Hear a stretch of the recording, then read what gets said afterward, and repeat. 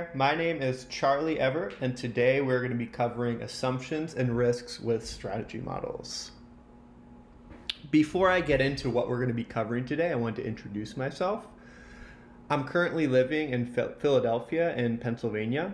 I grew up in St. Thomas in the Virgin Islands, and I'm currently working as a data engineer. So excited to learn with you guys today. But without further ado, what we're covering today is going to start out with some assumptions, what they are, how they affect strategy models and strategy in general for programs, risks, risk management, in other words, how you navigate risks, black swans, game theory, M&E frameworks, some examples, and then we're going to wrap it up with discussion and a brief conclusion. I'm really excited to get into this. It's definitely going to be an interesting lesson for sure. Assumptions and risks. So assumptions are essentially what is believed to be true. An assumption is any project factor that is true or certain without proof. Effective strategies rely on having and tracking realistic assumptions. And more assumptions lead to more points of failure and more risk. As you can see below, there's a diagram, or really a drawing of some gears. Each gear keeps this machine moving. I don't know what this machine really is, but if one gear was to fail, the entire machine would fail. So an assumption, think of it like a gear. All the assumptions working together keep a project or a program moving, but the second somebody throws a wrench in it and stops one gear, the whole thing stops. So more assumptions lead to more points of failure, more gears. If there's more gears that are open to being having a little wrench thrown in them, then there's a higher probability of failure. And this is just essentially what is known in engineering, data engineering, mechanical engineering, just any sort of program management. Really has to factor in. The more assumptions that you have, the more risk a program or a project actually has. So assumptions should be monitored and evaluated frequently by asking who is responsible for tracking them, and are these assumptions effective, and is the person that is tracking them effective? So is an assumption true? That may change over time. Perhaps something that you would assume to be true is in fact not true. You must pivot away from that. And then if someone that is responsible for actually tracking an assumption is not doing so properly, then perhaps there needs to be a shift in management. Perhaps someone else needs to fill the role. Perhaps someone else in addition needs to fill the role, etc., etc. But based on measured results, should the program pivot or change? If an assumption is absolutely wrong, and you backed your project on measuring a bunch of key performance indicators based on that assumption, then you really need to reevaluate what's going on in your project or program. You might need to essentially shift course without shifting the end goal. Another question that you should ask are these assumptions still valid? Are they logical and reasonable? You might have an assumption, it might turn out to be true, but it might have nothing to do with your goal. Suppose you want to save elephants from extinction. If you were to go about and then, let's say, help incentivize mustard production, that really has nothing to do with elephants. Maybe it does, maybe I'm completely off base, but if your program is based around incentivizing mustard production in order to achieve the goal of preventing elephant extinction, you might need to reevaluate it. So is it logical and is it reasonable? If I was to put in 1 hour a day into becoming a mechanical engineer, I think that it is not very reasonable to say that I could achieve that goal in 1 week. I would definitely need a lot more than 1 week at 1 hour a day. So you need to measure, are the inputs that I'm putting into a program or a project reasonable, and can they be measured? So which assumptions should be examined more closely? This can really lead to black swans, which we'll get to in the future. And how often should results be monitored? Should we be looking at KPIs on a daily basis, on a weekly basis, on a monthly basis? Just when is a reasonable time frame to examine the results and then pivot if needed? Risks. What could fail? A risk is a future event that could affect a project for better or worse. So some risks can be completely derailing for a project, and then they must be identified and dealt with. Some risks cannot be identified in advance, but must be prepared for. We'll cover more of that later. But a well-planned program anticipates risks and prepares for them through risk management. Risk management helps to anticipate, plan for, and address risks. And thankfully, there's a lot of formal frameworks that you can take to actually identify these risks and then deal with them in the most cost-effective way possible. So risk management, how to minimize risks. Risk management is evaluating, forecasting, preventing, and addressing risks. The cost to cure is the monetary cost in dollars or whatever currency of mitigating or preventing a risk. Mitigating meaning preventing the likelihood or decreasing the damage, and preventing obviously is preventing it from happening or avoiding it entirely. So effective risk management minimizes the expected value of losses. And don't get bogged down with the details here, but essentially it's multiplying the probability of an event happening, let's say 10%, times the cost of what would happen if a risk actually occurred, let's say $10. So 10% of $10 is $1. Let's say you had a 10% risk of losing a $10 bill. That would be a $1 expected value of loss. So you need to compare that expected value to the cost to cure. Is it worth it to mitigate or prevent a risk? Suppose you have that 10% likelihood of losing a $10 bill, but it costs $2 to actually mitigate that risk. Might not be worth it since the expected value is $1 and the actual value to prevent that is $2. So another example is I expect a $50 loss, but it is worth $60 to completely prevent it. Should I take that? I don't think so. I would not. You're spending good money after bad, essentially. You're losing more in the long run by preventing that risk. So other factors should be considered too. The timing, does a risk really need to be put down immediately? Does it need to be completely avoided? Because if a risk does happen, if a peril does happen from a risk, then it's just going to completely destroy a project. Manpower, like is there going to be a worker shortage? And then compliance. If this risk does occur, what will I be penalized essentially? Navigating uncertainty. Consequences and certainty of risks may not always be quantifiable, meaning we don't know what they're going to cost and the likelihood of them occurring. We just don't know it. Maybe they're new. If there is a disagreement about a risk's validity, then failing to prepare is preparing to fail. If there is a risk and it just came off the presses and you've never heard of anything like it before, then if you're not going to actually prepare for meeting that challenge, then you may as well just fail it, especially if you don't know the certainty of it happening. Sometimes over-preparing will lead to increased understanding. If you're actually over-preparing and you're gathering a lot of data about a risk that's brand new, then perhaps you'll understand it and then it won't be as detrimental in the future, even if it doesn't occur. Extra precautions may be necessary for large improbable problems, otherwise known as black swans. While eliminating risk may be impossible, adapting over time generally works. We learn from our mistakes. If we are stricken with a very large risk that was very certain of happening, but nobody seemed to know about it, then in the future we can prepare for that.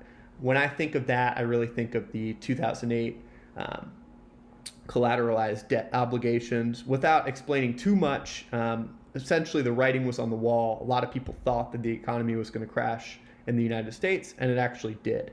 A lot of people didn't prepare for it, and it led to a large amount of financial loss.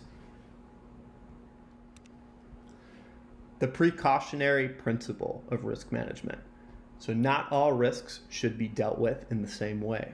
This is a pretty formalized framework. The European Commission follows it in its The Precautionary Principle publication.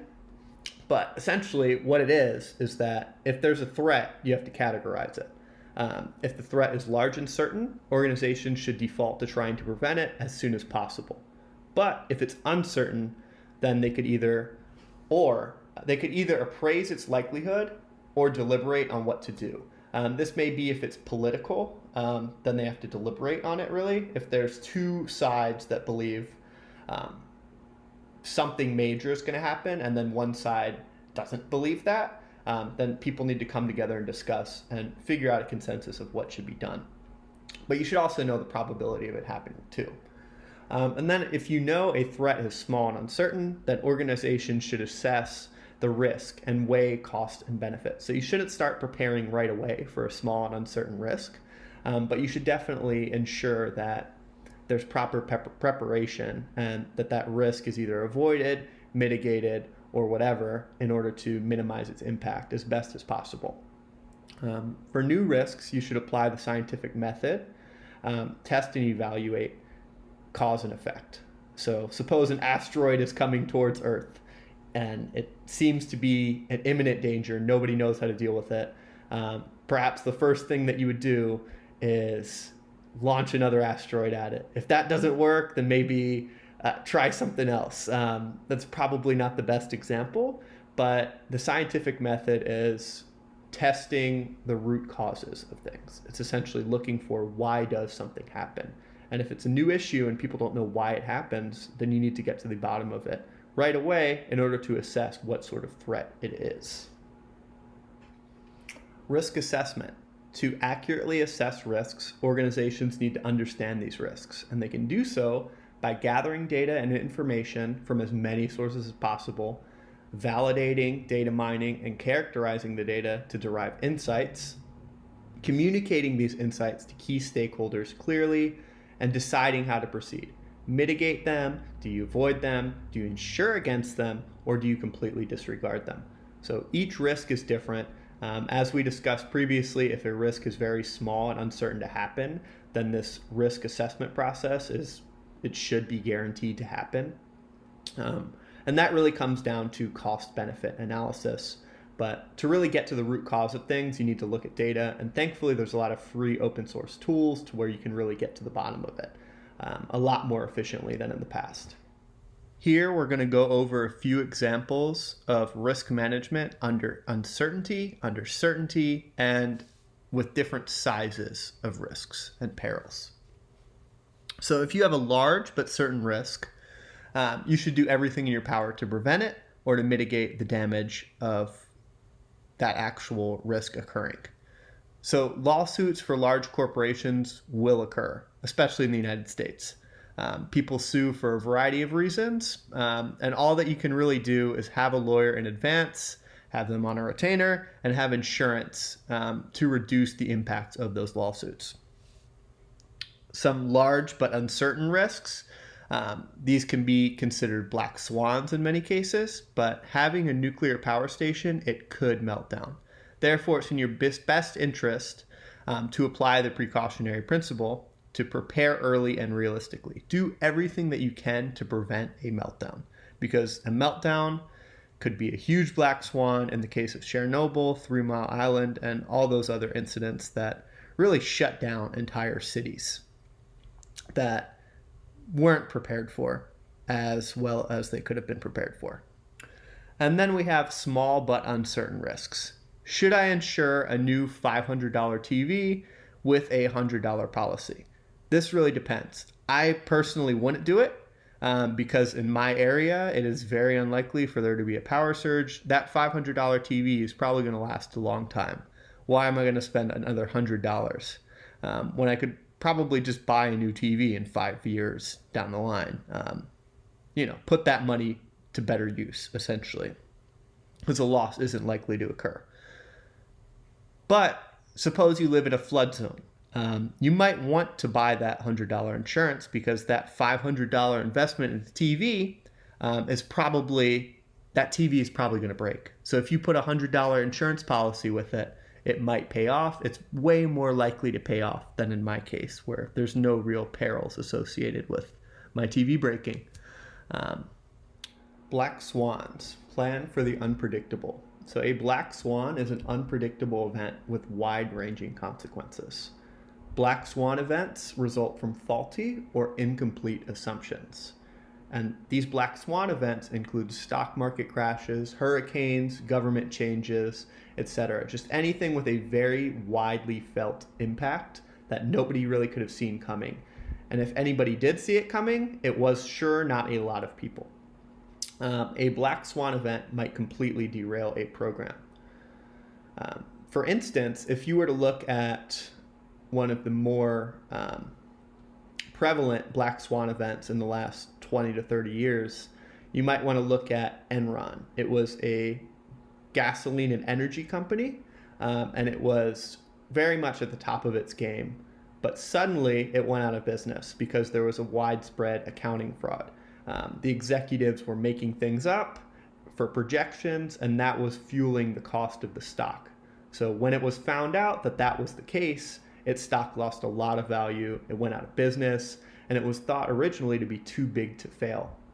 So that's a really great example of black swan events, but it's essentially anything that comes along and just wrecks the environment, wrecks an organization, wrecks a region, or even the world, without many people knowing about it in advance. So to minimize risks for black swans, programs should have reserve or excess resources. A lot of firms have excess working capital, retained earnings. It might take the form of an emergency fund for you. You might have $10,000 on standby in case anything happens, like if your house floods, etc., for you to just be able to, instead of dealing with the fallout, immediately make decisions to get yourself out of it. So with more resources, this minimizes the chances of having a shortfall. So for instance, my house flooded several years ago. It was a burst pipe, and it really came out of nowhere. Let's call this a black swan event. I had enough money to where I could pay for the repairs. If I didn't have that money, I would have been living in a house that was completely waterlogged for that duration. So it's always good to have a little bit of excess resources just in case you need them, if you're able to actually stack those. So early detection of black swans. Black swan events are sometimes detected early, but are rarely publicized.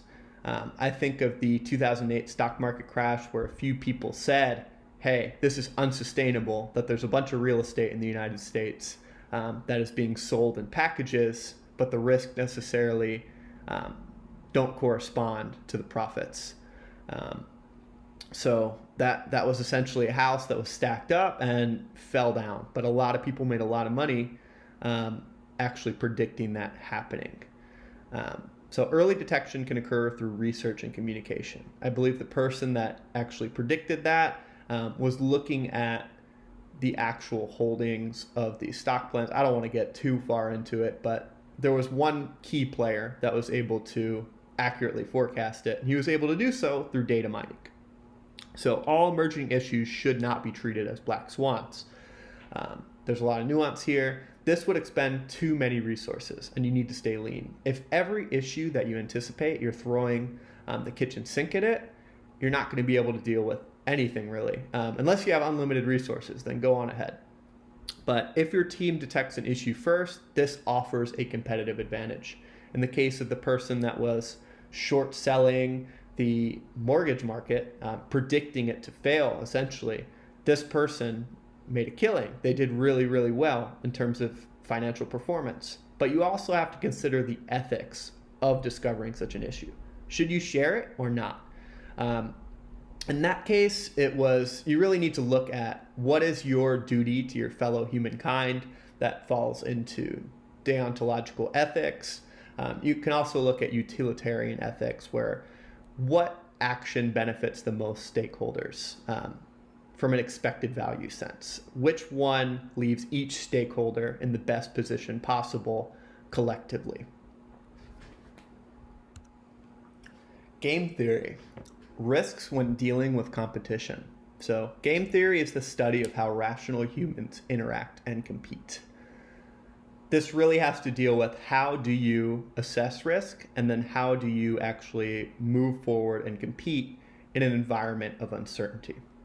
So some people are cooperative, some people are competitive, but you must plan ahead. Is your adversary going to be helping you in some way? Is there some benefit to mutual collaboration? Or is it really a winner-take-all type of world? And it really depends on the subject at hand. If you are in the intellectual property space and you're trying to discover something new, then perhaps collaboration wouldn't be that effective.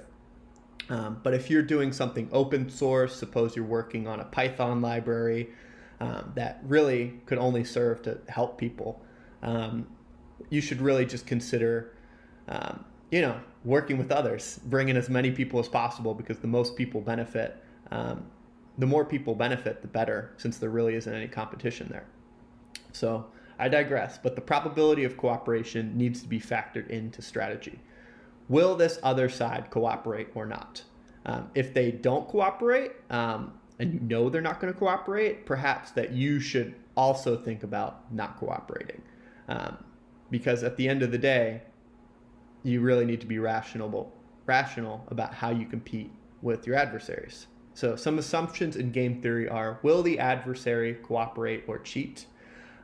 And classically, this is illustrated by the prisoner's dilemma, which I'll show you on the next slide. But should you take a plea deal if someone else may take one first? This right here from the Creative Commons demonstrates what the prisoner's dilemma actually is. So suppose two people get arrested for the same crime, and they both committed the crime, and it's known that they both committed the crime. If one side confesses, then that side benefits by getting 1 year off their prison term. If the other side confesses, the same thing. But if both confess, they both get a large amount of years, 5 years in prison. But if they both remain silent and they don't say anything, they both get 2 years. So from an expected value sense, you might say that, hey, in this quadrant on the upper left, the expected value is 4 years total. Right here, it is 9 years total. And right here, it's 10 years total. So which one is the rational decision? It would actually be for both to remain silent. But because of just game theory, you don't really know what your adversary is going to do. It might be more rational to confess. But you really just need to think about what the probabilities are of your mutual collaborator confessing or remaining silent. So I think that's a really good way to really explain how risk works in a competitive environment, and really how this relates back to a program model is, if you are executing a program and you are dealing with competition, you need to think about that competition. Will it benefit you to collaborate with them, or will it benefit you to try to achieve competitive advantage? In a lot of ways, sometimes trying to achieve competitive advantage is collaborating, because a lot of the discoveries that were made 10 years ago are still driving forward progress today. So it really just depends. Monitoring and evaluation frameworks. They're essentially repeatable outlines, and they are the structure underlying an approach to M&E. These can include logic models and theories of change, as we discussed earlier, or they could be even more specific. So what are they? What can drive a program to success? And who is accountable for what? Those are the main questions that they intend to answer. Standardization helps to maximize the value of communication. So essentially, you're not really worrying about the creative aspect of putting together these logic models or theories of change. You can just really fill in the template and then go about your day, so that everybody understands what's going on without needing to look at it for more than a few seconds. So a good framework informs stakeholders of KPIs, key performance indicators, in other words, metrics, assumptions, and risks, as well as the goal at hand, really. So a framework can be as thorough as needed, but in general, more detail equals more clarity. You need to be careful about how you present this detail, though, because a lot of the times, if you have a visual aid and it has a lot of text everywhere, people aren't necessarily going to follow it. So minimalism is generally better, but you need to express everything that you can from that minimalistic standpoint, if that makes sense. So frameworks vary by organization, and there's absolutely no standard. But we'll look at one later. Essentially, they can take the form of commonly accepted models like logic models that we saw earlier. So in these frameworks, creativity and agility are very important. So they have to be considered when you're developing them for a few reasons. But creativity can lead to new approaches and innovation. You essentially should not be complacent and follow in the old ways if perhaps there's something new. And agility can lead to more effective planning. So don't be rigid. Be able to pivot when needed, and don't be bogged down in bureaucracy. So embrace new information to drive performance, and the top organizations embrace modern tech to better harness information. So information's available like it never has with the internet. You can really get a lot of info from the internet that maybe people haven't seen. There's a large volume, I can't even quantify it, of information on the internet. You can get it from even Wikipedia, but there's a lot of data sources that have been completely untouched. And this is really made possible by Moore's law. Essentially, every few years, computing power is less expensive, and it's also more available. So that's really persisted since the 1980s. And in the 1980s, there were a lot of thoughts about how to use artificial intelligence, machine learning, clustering analysis, but there wasn't necessarily the computing power to do it. Now that there is, it's really just a wide blue ocean for you to explore and really gain information that will give you a competitive advantage or develop a framework way better than your competition or way better than you've ever been able to in the past. So you really need to factor in creativity and agility when you're creating these frameworks so that you're not bogged down to only using the old information, but perhaps you can use the new stuff as well. Some examples. We're going to be looking at applying a lot of what we just learned into helping to reduce littering in Philadelphia, Pennsylvania parks. Here we got a little picture of, just what we're looking at. There's a lot of times when, a party will come through a little town and they'll just litter. There might be a trash can right there, but they might just leave their trash everywhere. So this is really how you would address it from the frameworks that we talked about to minimize risk and to have accurate assumptions. So some accurate assumptions that a program to reduce littering may have are increasing fines should disincentivize littering.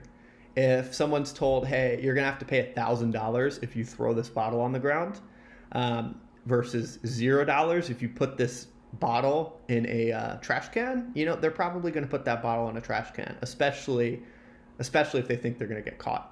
So increased camera surveillance would deter littering pretty much for the same reason as above. If people are spotted and there are standard fines, suppose they haven't increased, they're more likely to be fined. Or even if that camera is a dummy camera and it isn't working, they still might not litter. As we can see with a lot of dummy traffic cameras that are put up that don't actually work. And then more public trash cans would increase instances of proper disposal. I know I've certainly been at some public parks where you don't see any trash cans, and you might have brought a picnic with you. A lot of people are tempted to just throw it on the ground instead of looking for a trash can. So if you see a trash can every 50 feet, that's probably going to decrease the instances of littering. And more city sanitation workers should decrease the amount of litter. So if there's more people that are tasked with picking up litter, it just follows logically that there would be less litter. So these assumptions are reasonable, actionable, and trackable by KPIs, as we'll see a little bit later. So some risks along this same framework. All of these really correspond with the assumptions in the last slide. So some risks for the litter reduction program include law enforcement may not care to enforce the increased fines. I think there's a lot on law enforcement's plate. I think in a lot of communities, if they're told, hey, go collect more littering violation fines, I think that there might be more pressing concerns in terms of preventing crime. The cost of cameras may be greater than the cost of repeat cleaning. So while I did mention dummy cameras as a possible solution around this, if each camera costs $300, but it costs, $20 to hire someone to go pick it up once a week, then you really have to look at the long-term benefits to that program. Is it worth it to buy all these cameras if they're not really going to be worth it from a monetary sense in the long run? So people may disregard trash cans if they're not emptied enough. So you could have all the trash cans in the world, but if they're all full, people aren't going to be able to throw out their trash. I've seen that at a park near my home where a trash can was full for a month and people littered everywhere, and there's really nothing that you can do. So they need to be emptied out pretty consistently, and that's definitely a big risk to have, especially when funds are low. So there may be a labor shortage of sanitation workers, which would increase cost greatly. Same thing, you really need to look at the cost-benefit analysis here. And these risks can be managed and are all possibilities. So if you were to have a thorough understanding of a program or a project, you really need to completely understand all the risks, all the possibilities. And I'm sure there's more that you could really drag out about this, but from a simple standpoint, I think that we uncovered a lot of the risks from a lot of the assumptions that we had. So proper risk management. This is what a manager might actually prepare in order to really look at cost-benefit analysis. Like which action should I take based on the costs? And the costs alone are really what we're looking at. So some risks are worth preventing or deterring, and others are way too expensive. So if we were to look at tire dumping, let's say you could lose $30 if someone dumps a tire. Because it takes, you have to have a special truck to come that can fit the tire, blah, blah, blah. But let's say in a river, there's a 95% chance of that happening. So the expected value of that loss is $29. And how do you really prevent that? Do you just have a police officer just waiting at a river for someone to litter? Probably not. I think a camera might be an effective way, but cameras can be expensive. So in this case, let's say a camera is $60. The expected value of that loss is $29. Obviously, the cost to cure it is a lot greater than the expected value of that loss. So it's probably not worth fixing, but that could depend on the time frame as well. Suppose each tire is worth let's say $29 is the expected value, and suppose 5 people a day are dumping those tires. Then that really ups the game. Then you're comparing, around $150 a year.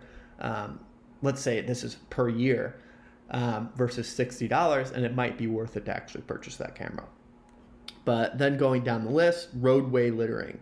Let's say if someone puts a bed on the middle of the road because they were improperly tying it down.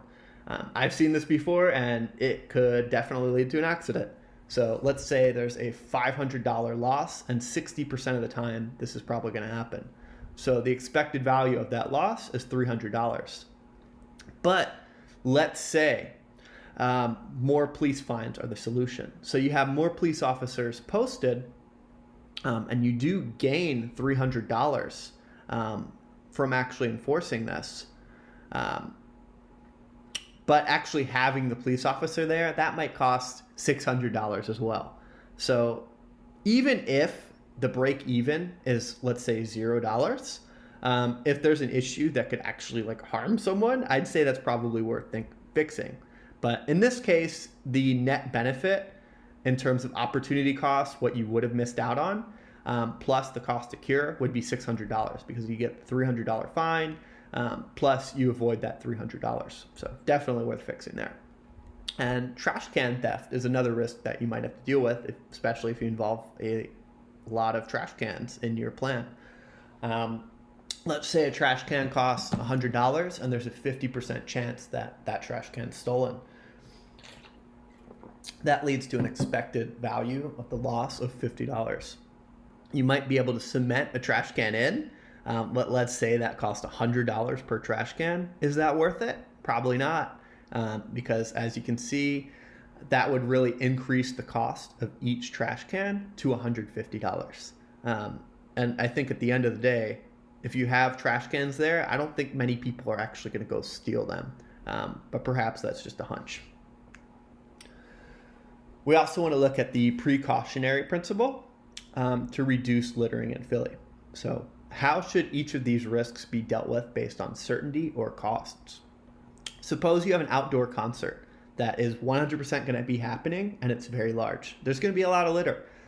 So in order to prepare for it in advance, you really need to outline like which sanitation workers are going where, how many trash cans you're going to have, and there's a big incentive to actually prepare in advance. But suppose there's going to be, or there could be, a protest. There's protests all the time in Philadelphia. Nobody knows where or when they're going to happen. It's just spur of the moment usually. But that would leave a lot of litter behind, a very large issue. In order to really get to the bottom of what to do, you would need to appraise what the damage would be first, and then you need to deliberate with others to see, is it even worth it to deal with this? And it's a case-by-case basis, so you shouldn't necessarily immediately start preparing, and you shouldn't necessarily exercise that precautionary principle right off the bat, because there could be 100 protests in a year, there could be 0. It just really depends. And suppose there's a party. Let's say it's a little party, like little kid's birthday. It's uncertain to happen. You can't really predict when someone's going to go to a public park. And it's going to be pretty small. They might leave some litter, but it's not going to be a crazy amount.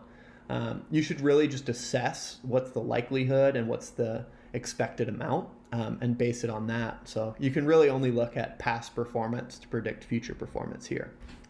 So M&E frameworks. I provided a lot of blanks that you can fill in if you'd like, but it's essentially looking at a logic model, but from a few different standpoints than what we looked at in the previous lesson. So let's say you have a goal. That's the indicator. You want less trash. That's how you know you met your goal. And what defines less trash? It's the quantity of trash found in all public parks.